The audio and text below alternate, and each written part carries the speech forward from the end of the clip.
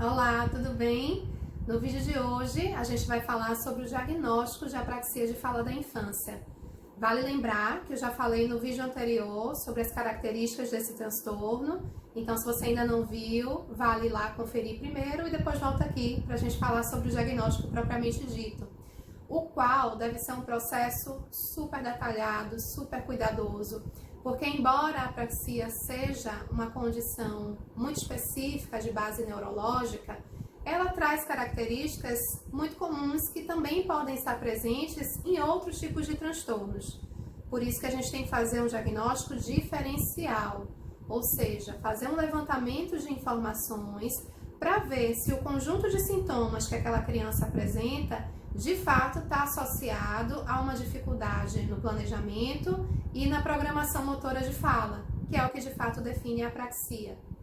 É importante que os pais também entendam que quem conduz todo esse processo é o fonoaudiólogo especializado na área, ou seja, um fono que tenha cursos, formações e atuação clínica de fato com esse tipo de população.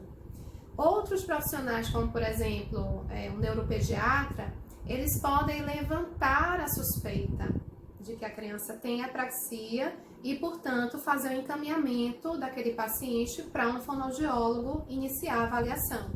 Mas essa avaliação, que fique clara, tanto a avaliação como o diagnóstico, é da esfera da fonoaudiologia. A apraxia é um diagnóstico fonoaudiológico. Um outro ponto que é importante a gente também discutir um pouquinho é o fato de que esse tema da apraxia tem sido mais conhecido com a internet, as pessoas têm mais acesso às informações e isso às vezes gera uma certa confusão porque tem sido feita uma associação cada vez mais recorrente de que a dificuldade de fala é uma apraxia, é uma situação de apraxia. Eu mesma no consultório já recebi alguns questionamentos das famílias que já vêm com esse conhecimento prévio, porque leram, ouviram falar sobre o assunto e associam já prontamente de que a dificuldade de fala da criança possa ser uma situação de apraxia de fala. E é importante que as pessoas entendam que esse diagnóstico não é recorrente na nossa clínica. Para vocês terem ideia, em média, a cada 1000 crianças, apenas uma ou duas vai ter de fato o diagnóstico de apraxia de fala. Então é importante que a gente entenda isso para que não haja uma banalização, para que a gente entenda que esse transtorno existe, mas que também a gente possa compreender que é algo muito específico e que, portanto, precisa muito de uma avaliação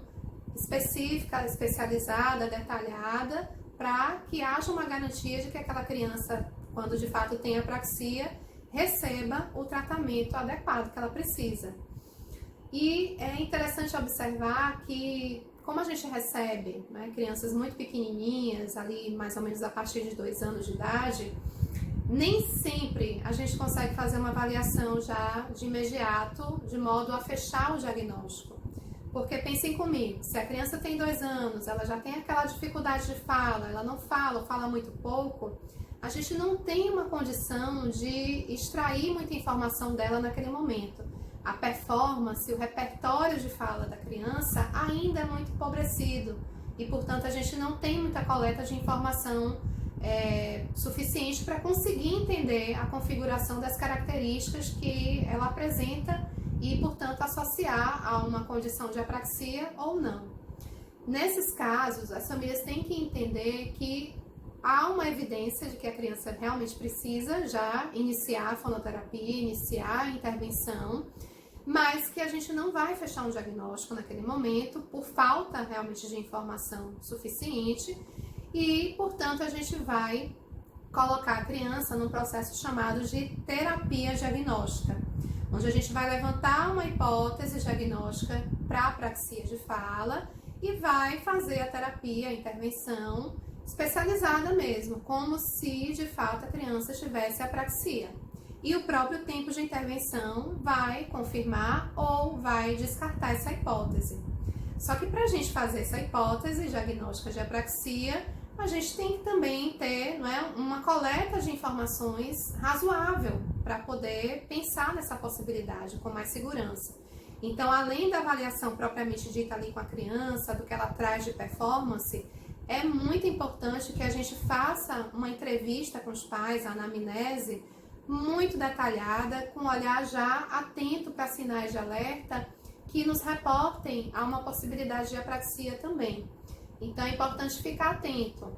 aos marcos do desenvolvimento daquela criança quando bebê. Então olhar se aquela criança atrasou para sentar, para engatinhar, para andar, se ela teve dificuldade de sucção na amamentação, se teve dificuldade de mastigação, se tem dificuldade ainda de controle de saliva, tem muito escape de saliva ainda, se é uma criança que teve um histórico de já ter vindo de uma outra fonoterapia, que não houve evolução e, portanto, a gente pensa na possibilidade de ele ter sido submetido a uma terapia de linguagem mais tradicional e, portanto, não foi ali no alvo, né, da hipótese da apraxia.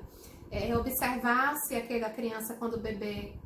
balbuciou, como foi esse balbucio, se foi um bebê mais silencioso, ou se esse balbucio até aconteceu, mas de uma forma muito pouco diversificada, com poucas variações de sons, com pouca frequência, com pouca intensidade. Então, a gente precisa ter esse olhar global, desde esse processo inicial da anamnese. Uma outra informação também importante que a gente deve perguntar é se essa criança teve um histórico de, por exemplo, aprender palavras e de repente parar de falar essas palavras adquiridas. Então, são sinalizadores que, da mesma forma que eu falei das características da apraxia, não são exclusivos da apraxia, mas que estão associados também, podem estar associados à apraxia, e que, portanto, a gente tem que realmente fazer um raciocínio clínico muito global, assim, muito bem costurado,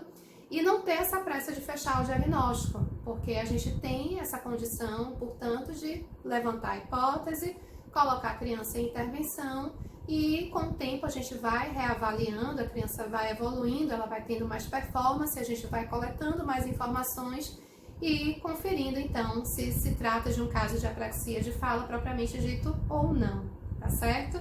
No próximo vídeo eu volto para a gente falar um pouquinho também sobre o tratamento voltado para apraxia de fala, tá joia? Se vocês tiverem alguma dúvida, alguma pergunta, alguma sugestão, deixa aqui nos comentários que a gente continua a nossa conversa. Tchau, tchau!